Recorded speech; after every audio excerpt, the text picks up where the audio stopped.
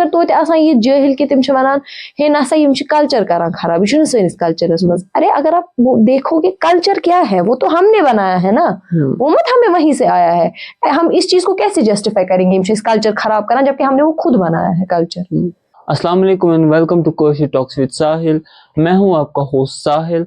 तो आज की गेस्ट की बात कर लेते हैं। She is a dreamer, she is a achiever, एक यंग फीमेल एंटरप्रेन्योर जिन्होंने सिर्फ ड्रीम किया था कि वो अपनी होम बेकरी रन करेंगी, और आज she is running a really successful home bakery. Let me welcome the owner of bakers home by Afifa.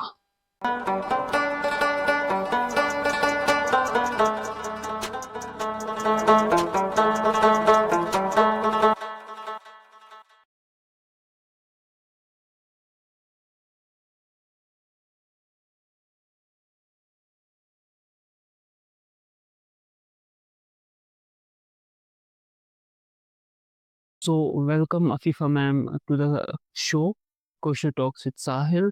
So आज के गेस्ट हमारे जो हैं उनका नाम अफीफा है, तो can you give a brief introduction of yourself. अस्सलाम वालेकुम। पहले साहिल जी, आपको बहुत बहुत शुक्रिया, आपने मुझे ये मौका दिया यहाँ पे आपके शो पे आने के लिए। तो मेरा नाम अफीफ़ा है और मैं राजौरी कतल से बिलोंग करती हूँ जी। मैं एक स्टूडेंट हूँ, मैं करंटली बीकॉम कर रही हूँ और अपना एक स्मॉल बिजनेस भी रन कर रही हूँ। और मेरे जो फादर है वो भी एक गवर्नमेंट एम्प्लॉय है and my mother is a house wife, जो कि मेरे साथ मदद करती है मेरे बिज़नेस को आगे बढ़ाने में, और ख़ुद की भी वो कुछ चीज़ें हैं जो वो मेरे बिज़नेस के थ्रू सेल करती है। तो मैं पहले यही कहूँगी कि आई थिंक स्टडीज़ को और बिज़नेस को एक साथ हैंडल करना इट इज़ क्वाइट डिफ़िकल्ट, लेकिन टाइम मैनेजमेंट होनी चाहिए एक इंसान को। उसको देखना है कि मैं कैसे अपना टाइम मैनेज करूँ जिसमें मेरी स्टडीज़ पे भी असर ना पड़े और मेरे बिज़नेस पे भी असर ना पड़े, क्योंकि आज के ज़माने में हम सिर्फ स्टडीज़ पे रिलाई नहीं रह सकते कि स्टडी की तो चलो बस हो गया, क्योंकि असल में इंसान क्या करता है, अगर स्टडीज़ करता है तो उसके बाद वो जॉब के लिए जाता है अक्सर, जैसे हम देखते हैं। तो मुझे लगता है आज तो उसका कुछ स्कोप है नहीं। तो आई थिंक कि अगर बिजनेस ही इंसान स्टार्ट करे अपनी एजुकेशन के साथ साथ, जिससे एक्सपीरियंस भी बढ़े और यहाँ से एजुकेशन या डिग्री भी कंप्लीट हो जाए, ताकि फिर आगे जाके और अपॉर्चुनिटीज़ उनको मिल जाए। या मैं ही बताऊंगी, मैं जैसे बीकॉम करी हूँ करंटली, यहाँ से अपना बिजनेस संभाल भी रही हूँ, यहाँ से मेरी एजुकेशन या डिग्री भी हो रही है और यहाँ से मैं अपने फाइनेंशियली इंडिपेंडेंट भी हो रही हूँ। कल को मुझे कुछ और प्लान बनेगा तो उसके लिए मैं एटलीस्ट ये हूँ कि मैं किसी पे डिपेंडेंट नहीं हूँ, मैं खुद से कर सकती हूँ अपना स्टार्ट। तो आपने फाइनेंशियल इंडिपेंडेंस की बात की। कश्मीर में फाइनेंशियल इंडिपेंडेंस, फाइनेंशियल नॉलेज बिल्कुल ना के बराबर है। जी। तो आपका बेसिक ये फाइनेंशियल इंडिपेंडेंस का जो कॉन्सेप्ट है ये कहाँ से आया? क्योंकि जब मेरे ये कॉन्सेप्ट आया था तो मैंने ये कॉन्सेप्ट दिल्ली मुंबई वहाँ से ग्रैब किया था। तो आपका भी कुछ होगा, कोई इंस्पिरेशन या कोई जी। जिसने आपको ये आइडिया दिया होगा? ऐसे आइडिया तो मुझे किसी ने दिया नहीं, मैंने खुद से ये था कि मैंने बहुत से कुछ ऐसे टीचर्स देखे हैं अपने कॉलेज में जो कि पीएचडी है, लेकिन उन्होंने अपनी ये जो वो कॉन्ट्रैक्चुअल थे जितना मुझे याद है, तो उन्होंने वो अपनी गवर्नमेंट जॉब छोड़ दी, जिसको कश्मीर में बहुत माना जाता है कि आज गवर्नमेंट मुलाजिम, उन्होंने वो छोड़ के अपना स्टार्टअप स्टार्ट किया है। तो वो बात मेरे दिल को बड़ा छू गई कि अगर हम वो पीएचडी होकर भी जॉब पे ना रहे, क्योंकि उनको नहीं लगा कि हमें उतना अपनी हम जितना दे रहे हैं उतना हमें मिल रहा है, तो जब वो स्टार्टअप कर सकते थे तो आई थॉट अगर मैं भी कर सकती हूँ तो क्यों नहीं, मैं क्यों इसी पे चीज़ पे रिलाई रहूँ कि मैं यहाँ से अपनी एजुकेशन कंप्लीट करके जॉब करूँगी जिसकी तो मुझे श्योरिटी नहीं थी। अब ऐसा भी नहीं है कि बिजनेस स्टार्ट किया तो हो गया सब ठीक, नहीं, इसमें बहुत ज़्यादा फेलियर्स होते हैं। इवन यहाँ तक कि अभी मैं माशाल्लाह से अब इतना कर रही हूँ, फिर भी अभी मेरे कुछ ऐसे कस्टमर्स हैं, कभी मुझे रिव्यूज़ आता है, जी आपका केक अच्छा नहीं था, हमें टेस्ट अच्छा नहीं लगा, या केक ड्राई बहुत था। ऐसा नहीं है कि मैंने स्टार्ट किया तो हो गया, नहीं, अभी तक, यहाँ तक कि अभी इस स्टेज तक भी कोई कोई कस्टमर ऐसा होता है जिसको टेस्ट अच्छा नहीं लगता है। मैं अपनी बेकरी की बात करूंगी जो मेरा बिजनेस है, तो इसमें भी काफ़ी ज़्यादा फेलियर आते हैं। इसको भी धीरे धीरे इंसान को सेटअप करना पड़ता है, इसको धीरे धीरे बढ़ाना पड़ता है, जिसमें काफ़ी ज़्यादा टाइम लगता है। अपने कस्टमर्स को ग्रैब करना वो भी काफ़ी ज़्यादा मुश्किल बात है। तो मैंने सोचा अगर यही सोचूंगी या अगर मैं इस बात से डिमोटिवेट हो जाऊंगी, चलो एक कस्टमर को केक पसंद नहीं आया, लेकिन मैं ये भी तो नज़र में रख सकती हूँ कि किसी किसी को पसंद भी आया, इसके इस नज़र से रहकर या इस कंसेप्ट से चल के तो मैं गिव अप नहीं कर सकती हूँ ना। तो मेरा यही मोटिव था कि अगर मुझे डिफिकल्टी भी इस फेज में आएगी, लेकिन मुझे गिव अप नहीं करना है, मुझे कंसिस्टेंट रहना है। तो इंशाल्लाह एक ना एक दिन ऐसा होगा कि ये स्मॉल स्केल के पे जो बिजनेस है ये एक लार्ज स्केल पे हो जाएगा। तो ये जो बेकरी हैं, जी जो जब भी बेकरी दिमाग में आती है तो क्या आता है दिमाग में कि बेसिक सा एक केक विदाउट एनी डेकोरेशन, या बेसिक सा एक केक जो बिल्कुल मिनिमम मिनिमम होता है और उस पे क्रीम व्रीम लगा के और ये सब कुछ। आपने इसमें जो ये गैप हैं कस्टमाइजेशन से आपने फिल की, लेकिन ये दिमाग में कैसे आया कि मार्केट में गैप हैं कि बेकरी बहुत मतलब बेसिक हो गई है अब, लाइक एफर्ट नहीं है इसमें, इसमें कस्टमाइजेशन, इसमें कस्टमर सेटिस्फेक्शन लाते हैं। तो इस चीज़ को लाने का कॉन्सेप्ट आपको कहाँ से आया? और बेकरी ऐसी बात नहीं कि आसान है, it's not, it's from going from hobby to business, it's very difficult. तो आपने कैसे किया और ये कहाँ से आया आपको कॉन्सेप्ट की मार्केट गैप है, मैं ये एज ए बिजनेस स्टार्ट कर सकती हूँ? ये तो पहले आपने सही बात बोली कि आज ऑलमोस्ट अगर देखें हर शहर में हर छोटी छोटी जगह पे एक बेकर होता है, होम बेकर। मैं बड़े बेकरी वालों की बात नहीं कर रही हूँ जिनके शॉप से, I am talking about home baker, जो कि मैं भी एक होम बेकर हूँ। तो इसमें तो इस फील्ड में काफ़ी ज़्यादा कंपटीशन है, क्योंकि आजकल मुझे लगता है ऑलमोस्ट हर कोई लड़की क्या पहले लड़के भी आजकल जो है इस प्रोफेशन की ओर जा रहे हैं। लेकिन मैंने पहले भी ये काफ़ी इंटरव्यूज़ में बोला है कि अगर मैं इस कंसेप्ट से चलती है, अगर कोई भी इस कंसेप्ट से चलेगा कि इसमें कंपटीशन है, मैं क्या करूँगा, तो वो किसी फील्ड में कुछ नहीं कर सकता है। हमें मतलब एक जगह बनानी पड़ती है इसमें भी। है मुझसे भी बड़े बेकर्स हैं जो होम बेस्ड ही है, लेकिन बहुत ज़्यादा बड़े हैं, या मुझसे काफ़ी ज़्यादा प्रोफेशनल है, या मुझसे काफ़ी ज़्यादा लार्ज स्केल पे कर रहे हैं। लेकिन अगर मैं ये सोच के आगे चलती कि अगर नहीं चला तो मुझे लगता है ये बिजनेस क्या, मैं कोई बिजनेस नहीं कर पाती। इसमें बिजनेस में एक चीज़ है कि आपको अपनी जगह बनानी है, इतना कंपटीशन होने के बाद भी आपको अपनी जगह बनानी है।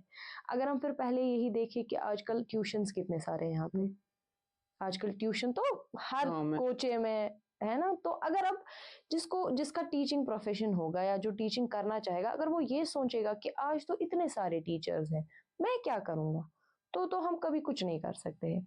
इसीलिए आई थिंक कि इंसान को ये चीज़ दिमाग में नहीं रखनी है कि कंपटीशन है या बहुत सारे लोग इस प्रोफेशन में है, ये सब तो दिमाग में रखना ही नहीं है। अपना जो ट्रस्ट है वो अल्लाह ताला पे रखना है।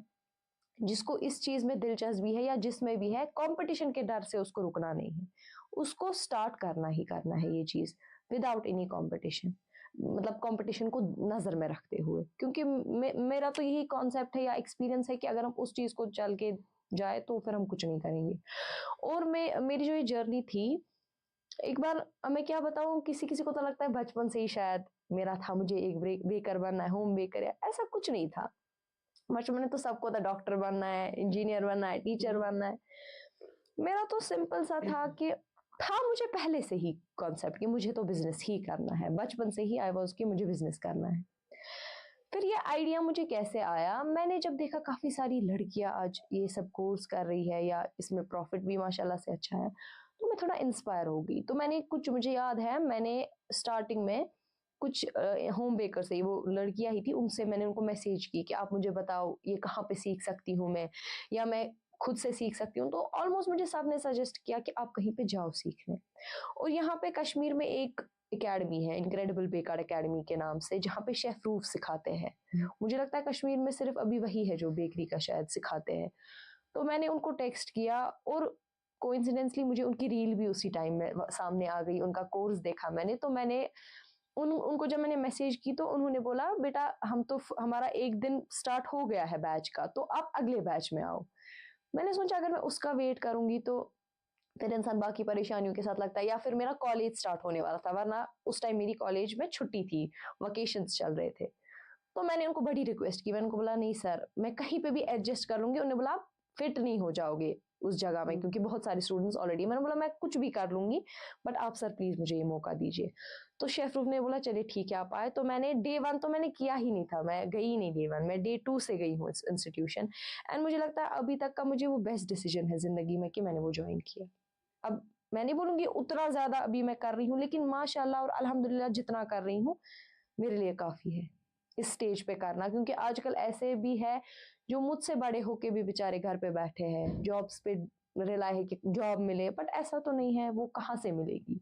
अगर हम पूरी इंडिया में देखें जॉब ही नहीं है यहाँ पे। यहाँ पे मैं वीडियो भी परसों एक देख रही थी, कुछ मामूली कुछ गार्ड का एग्जाम था कि क्या, उसके लिए 5th क्लास पास होना चाहिए। वहां पे बड़े बड़े डिग्री होल्डर्स वो एग्जाम देने के लिए गए थे। तो वो तो मुझे लगता है उससे बेहतर अगर इंसान अपना ही स्टार्टअप करेगा वो तो काफी बेहतर है। आपको लगता है यहाँ पर जो FSCCI हाँ का हाँ, है फूड सेफ्टी, वो रजिस्ट्रेशन इम्पोर्टेंट है होम बेकरी के लिए? इम्पोर्टेंट तो है, क्योंकि उसके बगैर आप हमें लायबल भी ठहरा सकते हैं वो कि आप कैसे कर रहे हो। क्योंकि कोई भी फूड आइटम भेजने से पहले आपको तो ये नंबर, FSSAI नंबर और फूड लाइसेंस भी जरूरी होती है।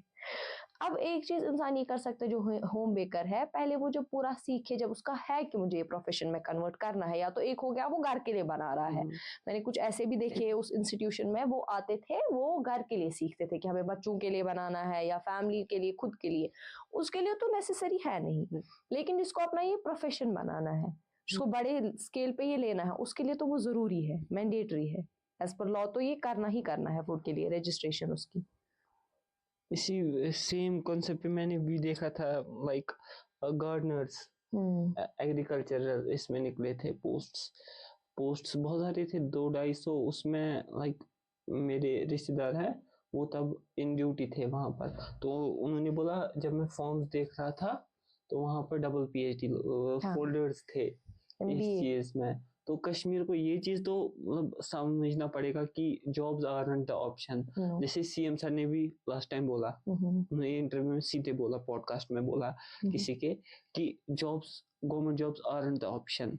तो अब हमें ये चीज न्यू जनरेशन को ये समझनी पड़ेगी कि अब तो बिजनेस ही करना पड़ेगा, अब तो अपना शुरू करना पड़ेगा। तो इसमें आपने मार्केटिंग आपकी मैंने देखी बड़ी यूनिक थी जी। You come for interviews, you are not shy type, आप सीधे आते हो, अच्छे से बोलते हो जी। तो आपका ये जो ये सब कुछ आप कर रहे हो, इज इट अ स्ट्रैटेजी, या आप स्ट्रैटेजिकली कर रहे हो, या ये नेचुरली हो रहा है? और ये कैसे आपको इफेक्ट करता है आपके ऑर्डर्स को, या आपको बेनिफिट कैसे करता है ऑर्डर्स को? पहले तो ये स्ट्रैटेजी नहीं थी मेरी कि मैं ऐसे करूंगी इंटरव्यूज में या वगैरह। मेरा तो बचपन से ही था, अगर मैं स्कूल में भी डिबेट करती थी तो मैं सबसे आगे होती थी, क्योंकि मेरा बोलचाल ही मुझे लगता है जेनेटिकली मेरे फादर से है, उनका भी बोलचाल बहुत अच्छा है, तो माशाल्लाह से मेरा भी वो गॉड गिफ्टेड है। लेकिन मुझे लगता है आपको अपनी सेल्स इंप्रूव करने के लिए मार्केटिंग जरूरी करती है। विदाउट मार्केटिंग आप कुछ नहीं कर सकते हो। क्योंकि मुझे याद है जब मैं परसों एग्जीबिशन पे थी संगरमाल में, वहां पे मुझे काफी सारे होम बेकर्स आए, वो मैरिड थी। उन्होंने मुझे बोला हमें तो आपसे ज्यादा टाइम हो गया, हमने भी उसी इंस्टीट्यूशन से सीखा है, हमारा क्यों नहीं चल रहा है, हमें कोई ऑर्डर नहीं आया तब से, मुझे तो कोई ऑर्डर नहीं आया। तो मैंने जब उनका पेज फिर देखा, मैंने घर जाके गौर किया, उनकी जो मार्केटिंग स्ट्रैटेजी है वो जीरो है। लाइक वो, आप एक होम बेस्ड हो, अगर मेरा जैसे होम बेस्ड है, मैं कैसे लोगों को दिखाऊंगी? Through social media. जिसका शॉप होगा उसको उतनी जरूरत नहीं है, आज तो वैसे वो लोग भी करते हैं, लेकिन जिसको जो पूरा ही होम बेस्ड है उसके लिए एक ही ऑप्शन है, वो है सोशल मीडिया। तो जब मैंने उनका पेज देखा, मैंने देखा कि इनकी मार्केटिंग स्ट्रैटेजी कुछ है ही नहीं, like they are not uploading anything उस पेज पे उतना। तो मुझे लगता है ये काफ़ी ज़्यादा इफेक्ट करता है हमारी सेल्स को। या मैं आपको बताऊं, मैंने इसी साल ये स्टार्ट किया था, मैंने अगस्त का बैच किया था ज्वाइन, तो अभी तो मुझे 1 साल भी नहीं अभी हो गया। तो उस हिसाब से मुझे लगता है कि जो मैंने परसों से मार्केटिंग लगभग स्टार्ट होगी, मेरे इंटरव्यूज होने लगे या मैंने एग्जीबिशंस में पार्ट वगैरह लिया, उस हिसाब से आई थिंक बहुत फर्क पड़ता है। क्योंकि मैं आपको एक बताऊंगी, मेरे फॉलोवर से तो वैसे मुझे कुछ इफेक्ट नहीं पड़ेगा, क्योंकि मैं कोई कंटेंट क्रिएटर नहीं हूँ, आई एम अ बिजनेस, मैं बिजनेस चलाती हूँ। लेकिन मैंने एक चीज देखा कि मेरे 200 समथिंग फॉलोवर्स थे, एंड इन 5 दिनों के एग्जीबिशन ने मतलब मुझे ऑलमोस्ट अब हो रहे हैं, लाइक पहले 400 हो गए, अब 500, 600 ऐसे ऐसे मैसेजेस करते हैं ऑर्डर्स के लिए। या इससे पहले अगर मैंने देखा तो ज़्यादातर अपने मैसेज ऑर्डर करते थे, जैसे फ्रेंड्स करते या घर पे किसी का होता है, फैमिली रिलेटिव्स। लेकिन उसके बाद धीरे धीरे जब मैंने देखा, मैंने मार्केटिंग की, मैंने इंटरनेट पे दिखाया अपना केक कि मैंने बनाया है, रील्स अपलोड करना स्टार्ट किया बिजनेस के ही रिलेटेड, तो मुझे लगता है उससे एक तो अकाउंट की रीच भी बढ़ती है और काफ़ी ज़्यादा कस्टमर्स आप तक आते ही हैं। और इसी से मैंने फिर अंदाज़ा लगाया कि मार्केटिंग स्ट्रैटेजी कितनी ही ज़्यादा ज़रूरी है। और मैं तो एक कॉमर्स स्टूडेंट हूँ, हमें कॉमर्स में सबसे पहले ही पढ़ाया जाता है ये मार्केटिंग स्ट्रैटेजी के बारे में, कि कैसे आप अपने कस्टमर्स को अट्रैक्ट करोगे या आपको कैसे अपने टारगेट ऑडियंस को ढूंढना है। तो मेरा तो सब्जेक्ट ही इसके साथ लिंक्ड है, तो मुझे लगता है काफ़ी हेल्प मुझे उस वजह से भी हो गई कि मैंने कंज्यूमर्स के बारे में, वो भी पढ़ाते हैं हमें कॉमर्स में कि कंज्यूमर्स को कैसे अट्रैक्ट करना है, उनका क्या प्रोसेस रहता है जब उनको कुछ डिसीजन लेना होता है कुछ खरीदने के लिए। तो एक कंज्यूमर जो है वो किस किस प्रोसेस से गुजरता है, पहले वो किससे मानो इन्फॉर्मेशन लेता है, वो सब तो मैंने पढ़ा ही है। तो मैंने सोचा अगर मैंने पढ़ा है तो मैं यूज क्यों ना करूं। ऐसा भी नहीं है हम बोलते हैं कि जॉब्स नहीं है तो पढ़ाई नहीं करनी है, नहीं। आज देखिए मैंने कब पढ़ा है और मुझे कब काम आ रहा है, तो पढ़ाई जाया भी नहीं होती है। इन्हीं चीजों में फिर बिजनेस में ही फिर काम आती है, जो हमने पढ़ा होता है वो इसमें ही फिर काम आता है। आपको लगता है लोग कश्मीर में अब हेल्दियर ऑप्शंस की तरफ जा रहे हैं? लाइक हेल्दियर ऑप्शंस की तरफ अगर कोई आपको इंस्ट्रक्शन दे हेल्दियर ऑप्शंस में, लाइक केक मॉइस्ट जिससे करते हैं वो शुगर वाटर होता है। हाँ, पानी भी यूज कर सकते हैं। मैं ज्यादातर केक्स में शुगर सिरप यूज नहीं करती हूँ, क्योंकि वो फिर ज्यादा ही स्वीट हो जाता है। केक ऑलरेडी इतना स्वीट होता है, फिर अगर उसमें इंसान शुगर सिरप भी डालता है उससे थोड़ा ज्यादा स्वीट हो जाता है। उससे भी फिर कस्टमर कभी बोलता है ज्यादा स्वीट था, तो मैं ज्यादातर प्रेफर करती हूँ कि मैं पानी का ही यूज करूँ पानी का सोकिंग के लिए। हाँ, तो आपको जिसमें बहुत था safer and healthier option use करते हैं, आपको लगता है healthier options of cake are gonna be expensive than normal? Like आपको लगता है इसमें आपको ज़्यादा एक्सपेंसिव आइटम्स यूज करने पड़ते हैं to make it more healthy, to make it more safe? और हाँ, आपको ये कैसे आपकी कॉस्ट्स को इफेक्ट पड़ता है? वो तो सही बात है। पहले अगर हम होम बेसर का देखें, उनका पहले हाइजीन होता है। अगर आप बेकरी का केक देखोगे, कुछ वीडियोस भी आपने देखे होंगे इंटरनेट पे, वो मैं भी ना वो केक खाऊं तो अब जो कस्टमर होंगे वो कहाँ से खाएगा, वो तो नहीं खाएगा। तो उस हिसाब से अगर हम चार्ज करते भी है बेकरी वालों से ज्यादा, तो I think we deserve that, क्योंकि हम वही हाइजीन क्वालिटी उसमें रखते हैं, पूरा ध्यान रखते हैं कि इस केक में कुछ ऐसा ना हो यूज कि वो जो कस्टमर के लिए डेंजरस हो। या बाज़ औक़ात मुझे कुछ कस्टमर्स बोलते हैं कि शुगर के बगैर केक चाहिए, but how is that possible? Like आपको एक तो स्वीट चीज चाहिए और वो आप बोल रहे हो हमें शुगर के बगैर दे दो। वो मैंने काफी सारा, लेकिन मैं क्लियरली बताती हूँ कि शुगर के बगैर आई थिंक केक का कुछ मकसद ही नहीं है। वो तो है ही नहीं, शुगर के बगैर केक नहीं है। एग्जैक्टली, इसलिए मुझे लगता है हाँ, आजकल जो लोग हैं वो बहुत ज्यादा सेफ ऑप्शंस पे जा रहे हैं कि ऐसा हो जो हमारी हेल्थ के लिए अच्छा है, क्योंकि आजकल बीमारियां भी काफी ज्यादा आम है। अगर इस पुराने वक्त वो छोटा इसमें बना ये शुगर उसने पाई, मुझे दादी या दादू ये सब बोलते हैं कि ऐसे सब पाई शुगर क्या को। या आजकल लड़कियों में पीसीओडी ज्यादा पाया जाता है, वो बोलते थे ऐसे सब पाई ये बीमारी छकम। तो मुझे लगता है जितना जितना मिलावट आजकल खाने में आ रही है, खाने की चीजों में, ये बीमारियां उसी वजह से होती है। तो इस वजह से मुझे लगता है आजकल लोग जो है वो चाहते ही है कि सेफर ऑप्शन की हो जाए, जो हेल्दी हो, in the form of healthy हो। के लिए करते हो आप फॉर सेलिंग, फॉर मार्केटिंग, जो इवेंट्स पे जाने का आपका मेन पर्पस होता है वो क्या होता है? क्योंकि यहाँ पर लोगों को समझ नहीं आता है इवेंट्स होते क्यों हैं।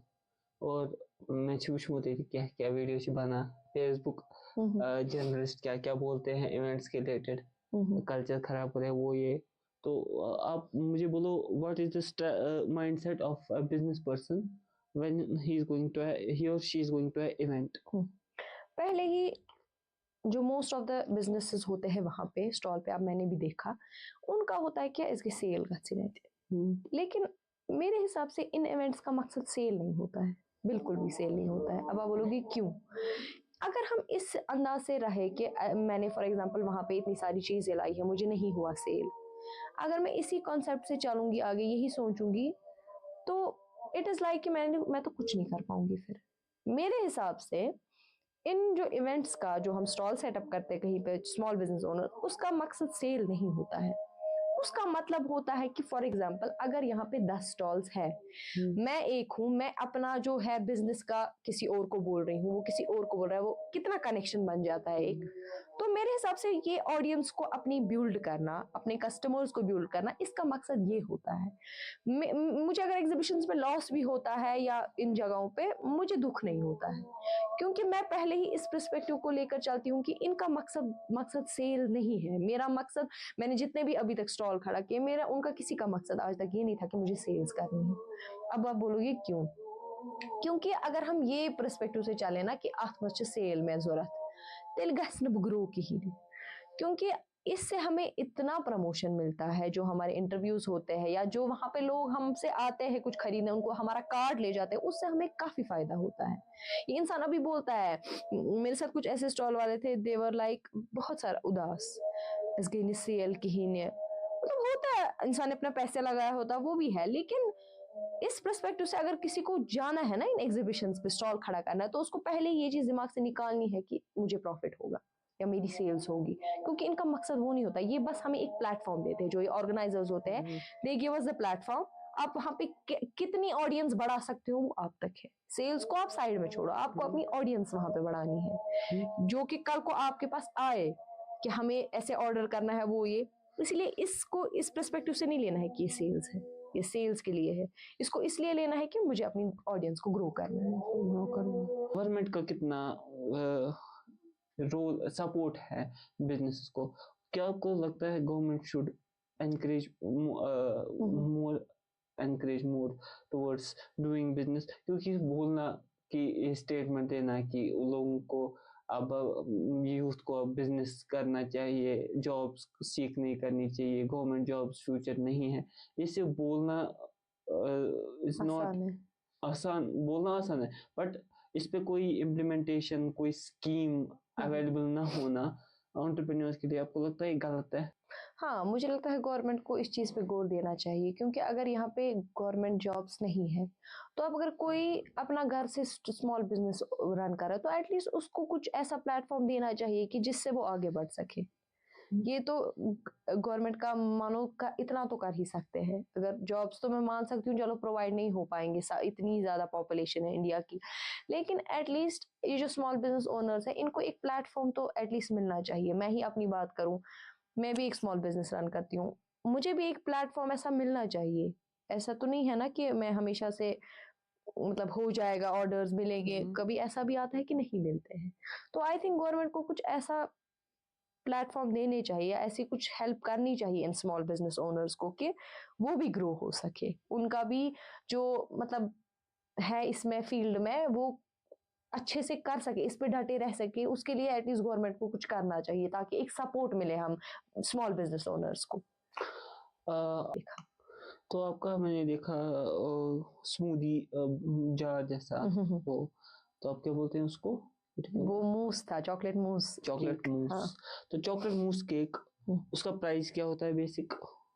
उस जो कप था, हाँ, वो मैं वन एग्जीबिशंस में मैंने ही वो किया था स्टार्ट, तो वो मैं 120 का बेचती हूँ। वो 120 का होता है। मुझे आप उसके सारे प्रोसेस के थ्रू मतलब मुझे बताइए उसका पूरा कॉस्ट, पूरा अर्गोनॉमिक्स मुझे, फ्रॉम मेकिंग, फ्रॉम बॉक्सेस जो उसका होता है, उसके मुंह, उसमें सारा जो इंग्रेडिएंट लगते हैं, उसकी कॉस्ट ब्रेक डाउन मुझे कर दीजिए, कॉस्ट ब्रेक डाउन मुझे दीजिए कोई। देखिए, पहले उसमें जो यूज होता है वो सिंपल, जैसे केक यूज करते हैं हम, वो अब ऐसा नहीं होता कि वो एक बनाना मुश्किल होता है, क्योंकि वो पूरा स्पॉन्ज हम बेक करते हैं, फिर उसमें उस ग्लास के हिसाब से कटिंग होती है, जितना उसमें पहुंचेगा, स्पॉन्ज की लेयर, ऊपर से क्रीम की लेयर, और वो जो मूस होता है वो क्रीम प्लस चॉकलेट होता है, तो उसका कॉस्ट अलग से। फिर ग्लास होता है, उसपे हमारे स्टिकर्स होते हैं फॉर एग्जांपल बिजनेसेस के, उसका कॉस्ट अलग से। या स्पून होता है, मतलब एक एक करके इंग्रेडिएंट्स, ऐसा नहीं होता करके एक सुयोत के एक सुयोत, तो बस उसकी पैकेजिंग, आप कैसे लेते हो, आप कस्टमर को क्या क्या देते हो साथ में, वो सारा कॉस्टिंग इसमें लगता है। उसके बाद प्रॉफिट को देख कर भी उसका प्राइस सेट करते हैं। आप प्रॉफिट्स बेकरी में बहुत कम होते हैं। आप मुझे बताइए, आपने बोला 120, मुझे एक रफ आइडिया दीजिए इसकी प्रॉफिटेबिलिटी का, इसमें आपको रफली कितना होता होगा? रफली तो मुझे लगता है 40, उस एक में 40 से 50 तक होता हो, या 40 से 50 तक।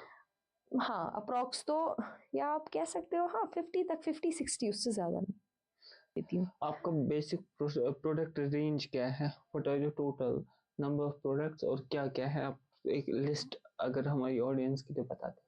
काफ़ी सारे केक्स होते हैं इसमें, लाइक चॉकलेट केक होता है, strawberry cake, vanilla, chocolate mousse, red velvet, fresh fruit, depend करता है कस्टमर को क्या चाहिए। आप सिर्फ केक्स की बात करें, मैं आपको पूरी प्रोडक्ट अच्छा रेंज अच्छा, बता रहा हूँ। एक तो वो, दूसरा चॉकलेट्स होते हैं हैंडमेड जो कि आज बहुत चलते हैं, उनमें भी कस्टमाइजेशन होती है, या यही जार केक्स होते हैं, कप केक्स वगैरह होते हैं, तो ये सब, या बाकी के बेकरी के आइटम्स हम देखें टी केक्स जैसे होते हैं, या कुकीज़ होती हैं, वो सब हम प्रोवाइड करते हैं। इवन हम हरसा भी प्रोवाइड करते हैं, स्पेशली इन विंटर्स। तो ये सब चीज़ें आपको हमसे मिल सकती है, या जो जिसको चाहिए वो हमें डीएम कर सकता है या कॉल के थ्रू ऑर्डर कर सकता है। मेल एंटरप्रेन्योर्स का यहाँ पर तो मेल एंटरप्रेन्योर्स को इतना स्ट्रगल करना पड़ता है, फीमेल एंटरप्रेन्योर्स को कुछ ज्यादा ही स्ट्रगल करना पड़ता है कश्मीर जी में, because of some people, because of some mentality. जी, तो आप मुझे बताइए, how do you tackle that, और कश्मीर को क्या बदलना चाहिए? What should Kashmiri people's mentality, what should they change in their mentality? जितना मुझे लगता है आज, मुझे लगता है काफ़ी हद तक आजकल लोगों की मेंटालिटी चेंज हो गई है, क्योंकि 99 लोग जो है अब उनकी मेंटालिटी वो हो गई है कि कोई इंडिपेंडेंट रोज, क्योंकि 100 मरहले लाइफ में आते हैं, उतराव चढ़ाव लाइफ में आते ही आते हैं, हर किसी, कोई बोलेगा नहीं आता है, हर किसी की लाइफ में आते हैं। तो इंसान को जो एक चीज वो एक सपोर्ट करता है वो है फाइनेंशियल इंडिपेंडेंस, उसके बगैर तो कुछ आज चलेगा ही नहीं लाइफ में। मुझे लगता है आजकल जो कश्मीर के लोग हैं, हाँ कुछ परसेंट है जिनकी अभी भी वो मेंटालिटी है कि हे कूर क्या चाहिए करा, या कुछ ऐसे होते हैं, या जो फैशन आज बने मुझको नियरान ये करने, कभी कभी ऐसा बोलता है कोई कि है तुझू ज्यादा तुझू करानी गरीब कूर कर ये। ऐसी भी मैंने कुछ कमेंट्स देखी है अपने मतलब जो मेरे इंटरव्यूज हुए हैं कि हे तो ये फैशन बनोमुत गरीब कूर है वुचमज आज नियरान। मैं उनको ये मैसेज कर देना चाहती हूँ कि जब इंसान कोई निकलता है कुछ कमाने के लिए, ये सुई जाना, क्योंकि उसको जो घर में हर्डल्स होते हैं या घर ये पकना तिम नफर में इन पकना घर कमेंट घर बिहित करान देखिस, वो मत आएंगे घर चलाने। तो ये स्टेटमेंट दे देना है ये छु गाना ये क्या छु तुई करान, या ऐसी मेंटालिटी रखने वाले जो जज करते हैं ये छुन ठीक छुन जान, मुझे लगता है वो खुद बेरोजगार होते हैं, उनका खुद का कुछ काम होता नहीं है तो वो ये मेंटालिटी फैलाते हैं लोगों तक। यहाँ तक कि मुझे एग्जीबिशंस पे कुछ ऐसे लोग आए जो बहुत बुजुर्ग थे और उन्होंने मुझे लिटरली अप्रिशिएट किया है कि ये आप बहुत ही अच्छा काम करते हो, क्योंकि आजकल फाइनेंशियली इंडिपेंडेंट होना लड़की के लिए बहुत ज्यादा जरूरी है। तो मुझे आज का लगता है आज तो बुजुर्ग लोगों की मेंटालिटी अब चेंज हो गई है, लेकिन जो कुछ यंग जनरेशन के लोग हैं उनकी ये मेंटालिटी है, शायद मेरे हिसाब से वो बेरोजगार है, तिम चिकड़ा पानी बड़ा मन पे ये मैं कानून के। तो मुझे सबसे बेस्ट तरीका लगा इग्नोर, क्योंकि अगर हम इनको अटेंशन देंगे ना ये वापस और बोलते हैं। एग्जैक्टली, इसीलिए इससे बेहतर अगर इंसान इग्नोर करेगा ना इनको, क्योंकि ये कुछ ऐसे लोग होते हैं, अब मैं हर कोई तो नहीं हो सकता ना हमारी मेंटालिटी का, कोई ना 1% तो रहते ही है इस मेंटालिटी के, उनके लिए बेस्ट ऑप्शन है कि उनको इग्नोर करो। हाँ मगर ये आपने बोला कि आज जो बुजुर्ग थी तो मेंटालिटी बदले मत, लेकिन मैं इस बात पे ये बोलूंगा कि like I was doing internship in Jain के बैंक, वहाँ के मैनेजर साहब ने मुझे बोला कि ये बिला कुटोसोस बोसोस लगभग 11-12 ऐसे बोला, ऐसे बोला था, मतलब मैं जाता था अपने दादू के साथ काम करने। I used to earn myself young age में, लाइक 11-12 की एज में। उसके बाद मैंने उसी पैसे से अपने कॉलेज वॉलेज वो स्पॉन्स इंडिपेंडेंट, और फिर ये जो रेवोल्यूशन आया उसने लोगों को ये मेंटालिटी खराब कर दी। तो मुझे लगता है हमारे पुराने कल्चर में ही था the independence of earning, but ये आज की मॉडर्नाइजेशन में लोगों ने दिमाग खराब कर दिया है यूथ का।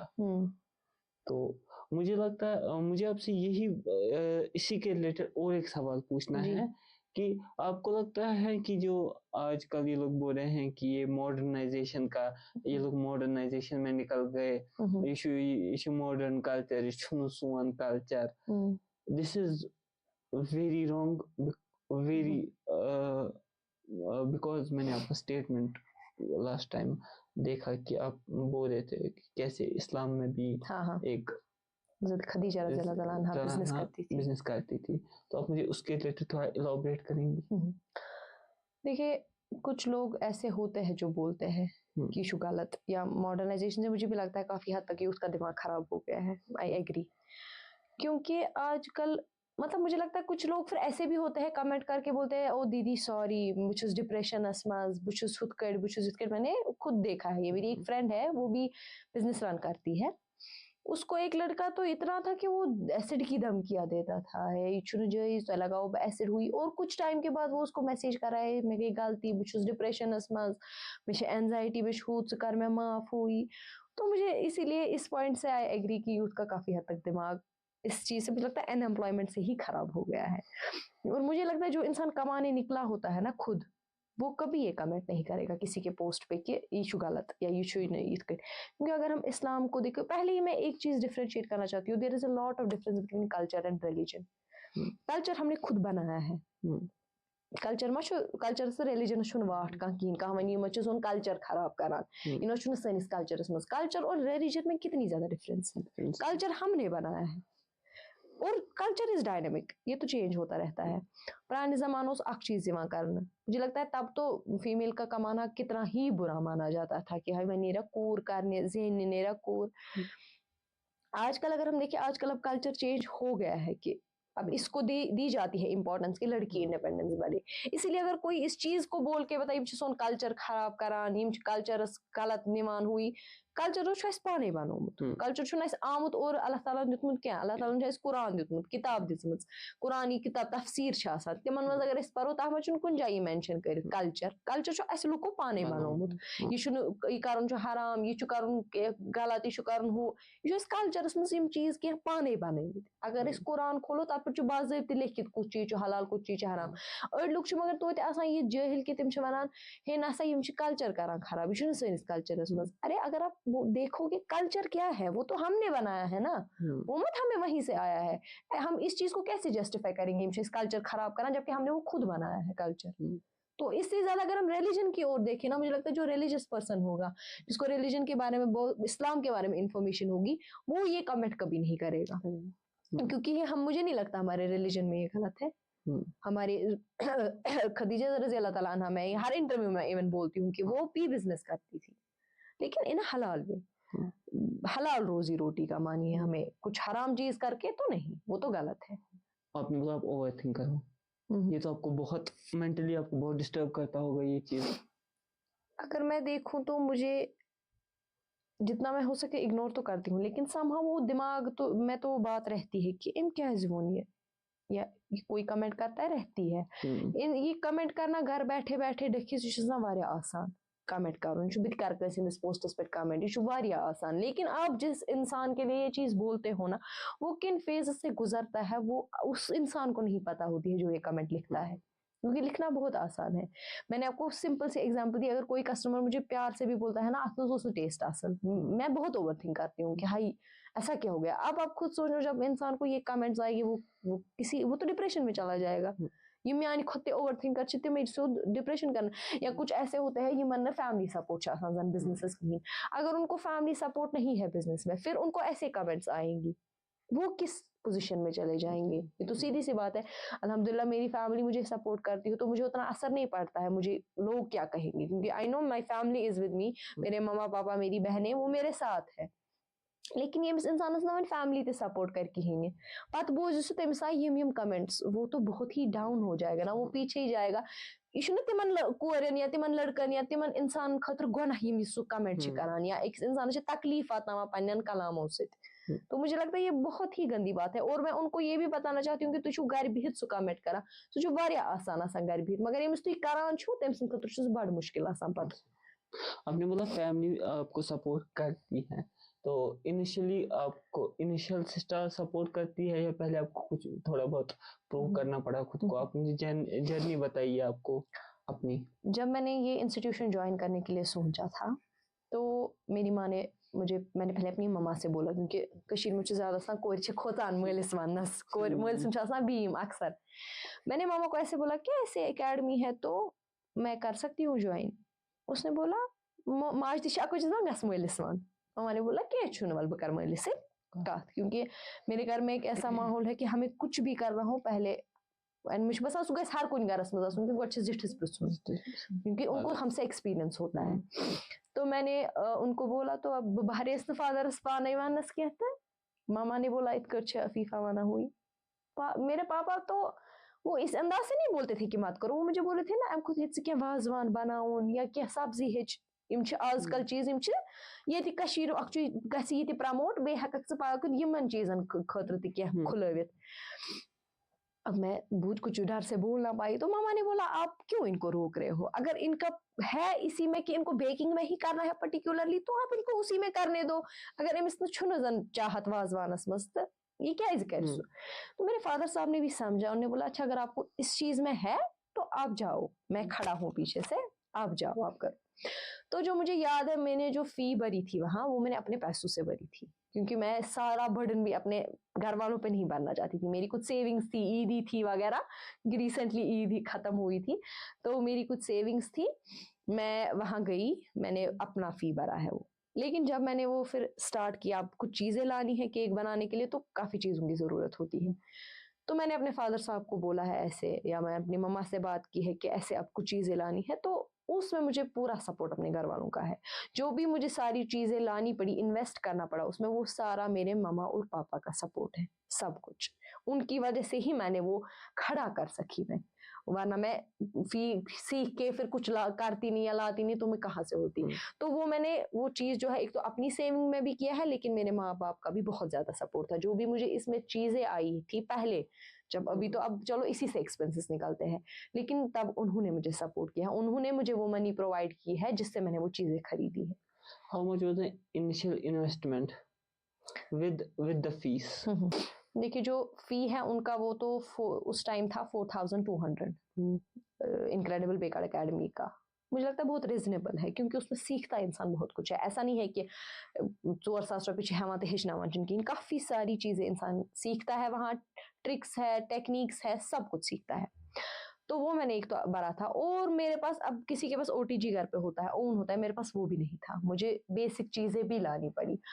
तो मुझे लगता है विद रॉ मटेरियल उसके साथ और जो बाकी चीजें जो भी यूज भी होती है, हाँ एसेट्स भी यूज होते हैं, आई थिंक 13,000 to 15 इसके बीच में आया होगा विद OTG सब कुछ, सारा कुछ। हाँ जो मैंने पहले रॉ मटेरियल भी यूज किया इसमें, जैसे कुछ चीजें यूज होती है, फ्लावर वगैरह सब कुछ। अब चलो अंडे वगैरह वो चीजें तो घर में होती है अवेलेबल।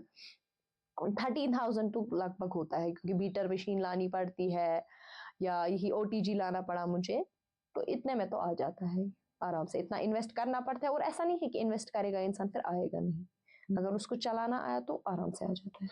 आप आपने अलग स्पेस बनाए? अब इनिशियली आप घर का ही किचन यूज करती थी? अभी भी घर का ही किचन यूज करती? अभी भी मैं घर का ही किचन यूज करती हूँ। अब ये चीज है कि मैं टाइम मैनेज करती हूँ। फॉर एग्जाम्पल अगर मुझे कल ऑर्डर है तो मैं, क्योंकि अभी उतना लार्ज स्केल पे है नहीं कि इंसान अपना कुछ खड़ा कर सके किचन वगैरह, तो क्योंकि उतना मुझे टाइम भी नहीं हो गया, तो मैं क्या करती हूँ, मुझे कल फॉर एग्जांपल ऑर्डर है, मैं क्या करती हूँ, मैं अपना स्केड्यूल मम्मा के साथ पहले ही सेट करती हूँ। तो क्या किचन में टाइम कर मैं टाइम ऑर्डर तैयार बह क्या कर।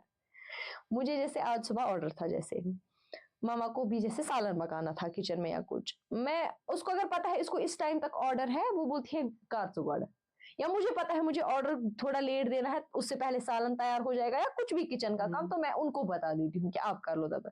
ऐसे टाइम मैनेज हो जाता है, क्योंकि ये छुन पॉसिबल क्या कि गोडनेथी मैंने इंसान में बनी सब बोर्ड सेटअप गाड़ी में किचन बने हुए थू, ऐसा तो नहीं है ना पॉसिबल। पहले तो अपने घर के रूम से ही स्टार्ट करना होता है। एग्जैक्टली जीरो से ही स्टार्ट करना पड़ता है, तो वो थोड़ा टाइम मैनेज करना पड़ता है।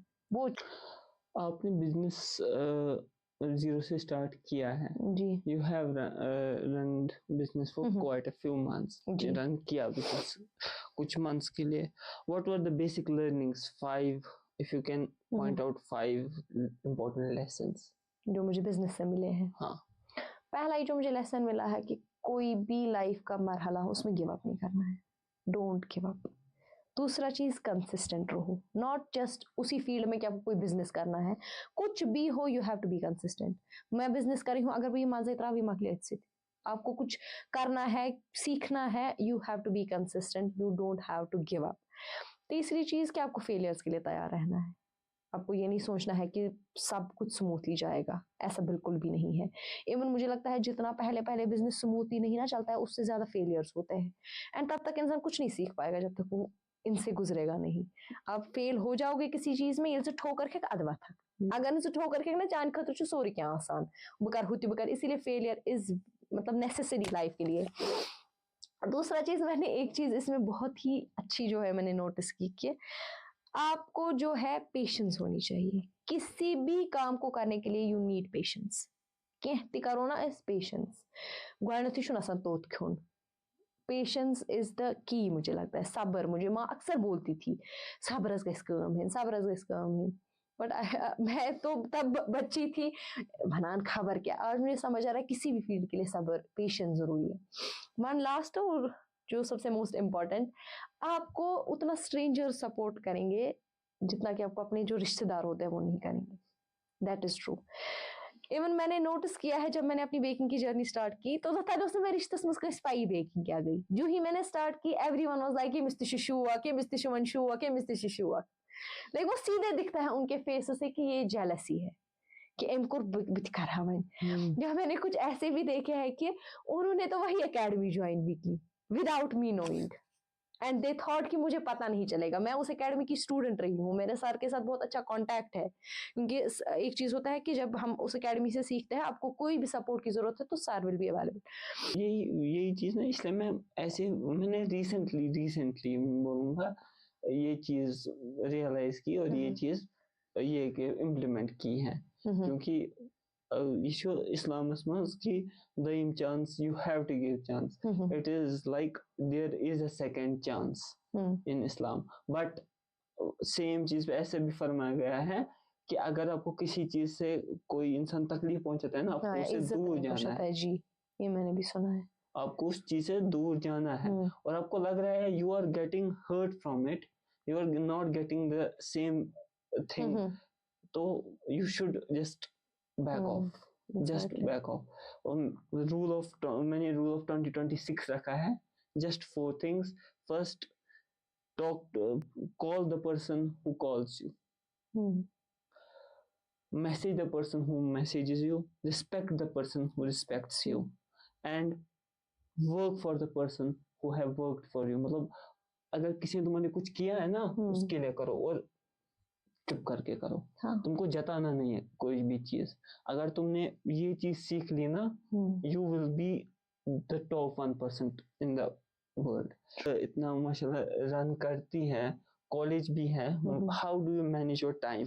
गेट मी थ्रू लाइक जैसे मैं बोल रहा था आपको प्रोडक्ट्स थ्रू, अब अपनी एक डे के थ्रू नॉर्मल टाइम जब कॉलेज जाना होता है. How is it? अभी तो वेकेशन है तो अभी डिफिकल्टी होती नहीं और अभी हमारा एग्जाम भी खत्म हो गया है. लेकिन डिफिकल्ट है मैनेज करना थोड़ा, लेकिन इम्पॉसिबल भी नहीं है. कॉलेज को भी करना, फिर ऑर्डर्स को भी. मैं कैसे करती हूँ कि मैं पहले देखती हूँ ऑर्डर के हिसाब से. अगर मुझे लगेगा कि ऑर्डर है नहीं हो पाएगा कॉलेज के टाइम पे, तो या तो अगर मुझे लगेगा कॉलेज पे उस टाइम आज जाना इतना इम्पोर्टेंट नहीं है तो मैं स्किप कर देती हूँ. अगर लगेगा कि नहीं कोई इम्पोर्टेंट लेक्चर है या कुछ एग्जाम है क्या, तो मैं ऑर्डर ही नहीं लेती हूँ. पहली बात, मेरा जब एग्जाम था रिसेंटली दिसंबर में, तो मैं ज्यादातर ऑर्डर्स नहीं लेती थी उस मंथ में क्योंकि स्टडीज को भी प्रेफरेंस देनी जरूरी है. तो जिस टाइम में मुझे लगता है कि मैनेज होगा और कोशिश करनी है कि मैनेज होगा तो उस टाइम में मैं लेती हूँ. लेकिन ये एमवीज में बात की नहीं, कल ऑर्डर है 11 बजे, कल मेरा 11 बजे पेपर है, तो कहाँ से पॉसिबल है. तो वहां पे तो ना बोलना ही पड़ता है कि एग्जाम है या बिजी हूँ, तो तब तो ऐसा होता है. लेकिन ऐसा भी नहीं है कि डिफिकल्ट या इम्पॉसिबल है करना. थोड़ा मुश्किल है लेकिन इम्पॉसिबल नहीं है, हो जाएगा. तो मुझे बताइए, how do your friend treat you after you became a baker? The same old friends stayed like the same, or something changed? No, I think I am blessed. I am blessed to have a friends जो मेरे हैं, क्योंकि मेरी एक friend थी, वो भी एक होम बेकर है. मैंने पहले उससे एडवाइस ली कि मैं करूं इंस्टीट्यूशन ज्वाइन, मैं क्या लाऊं, कहाँ से चीज़ें लाऊं, कौन सी चीज़ें लाऊं. अगर वो मतलब वो भी एक होम बेकर है, वरना वो क्या बोलती कि नहीं ये तो मेरी ही लाइन में आ रही, मैं क्यों इसको बोलूं. बट नहीं, शी गाइडेड मी कि तुम कहाँ से चीज़ें लाओ, जाओ इंस्टीट्यूशन या ना जाओ. तो बाकी जो मेरे, ऑल्दो मेरी उतनी बेचारी क्लोज फ्रेंड थी नहीं, still she help me a lot. तो एक जो मेरी जो क्लोज फ्रेंड्स है, मेरा एग्जीबिशन था, कुछ था, उन्होंने मेरे साथ मेरी हेल्प की है चीज़ों को बनाने में. इसी वजह से कुछ को तो दोस्त करते हैं, इस स्टेज पे आके धोखा दे देते हैं या कुछ जेलसी होती है, बट आई एम ब्लेस्ड, मेरे वैसे दोस्त नहीं है. उन्होंने मुझे थ्रू आउट सपोर्ट किया है, या उनको कुछ भी, जब मैं बिगिनर थी उन्होंने ही मुझे पहला ऑर्डर दिया है कि नहीं वी ट्रस्ट यू, तुम कर लोगी. तो उस हिसाब से आई एम रियली ब्लेस्ड. मेरे जो दोस्त है, मुझे लगता है वो और सपोर्टिव बन गए हैं मेरे टूवर्ड्स इस जर्नी में. Do they treat you as a star after you were featured on media channels? हाँ बिल्कुल. एक तो फ्रेंड मुझे साथ ही थी उस फेज में मेरी या तो वजह वो वाले हैं जैसे मेरे दोस्त है, या तलाया माँ साजिक तो थे ऐसा. अरे नहीं, दे आर लाइक के सेम. मेरा भी उनके साथ, मैं उनको वो मत दिखाऊंगी कि उन्होंने मुझे इस किस टाइम पे सपोर्ट किया है, तो अब मैं उनको दिखाऊंगी बुबा नहीं खबर कुछ नहीं है, ऐसा तो नहीं है. हम नहीं, वो ट्रीट एग्जैक्टली होता है, स्पेशल ट्रीट आपको मिलती है, आपको लगता है नहीं नॉर्मल ट्रीटमेंट. मैं तो फ्रेंडशिप में पहले से ही लकी थी, मुझे पहले से स्पेशल ट्रीटमेंट मिलता था. मेरी फ्रेंड्स को एक चीज पता है कि अफीफा करने और फोन या ये करने और मैसेज ईदी के और करूँ. सो मुझे उस हिसाब से फ्रेंड्स नहीं है कि ना क्या इसका रखने दे लाइक कि छवन ये था कि पैम पर गसा इसका रोन ये था.